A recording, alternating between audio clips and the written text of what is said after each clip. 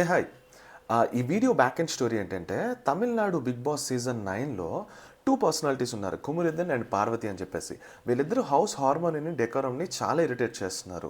Like ప్రైవేట్గా వెళ్ళి kiss చేసుకోవడానికి ట్రై చేస్తుంటే బిగ్ బాస్ చాలాసార్లు సీజన్ 9 మొత్తంలోని వార్నింగ్ ఇచ్చారు కూడా. ఇప్పుడు రీసెంట్గా టికెట్ టు ఫినాలేలో కార్ టాస్క్ ఇచ్చారు. వీళ్ళు ఏం చేయాలి, బ్రెయిన్ వాష్ చేసి అదర్ కంటెస్టెంట్స్ని బయటకు పంపించాలి.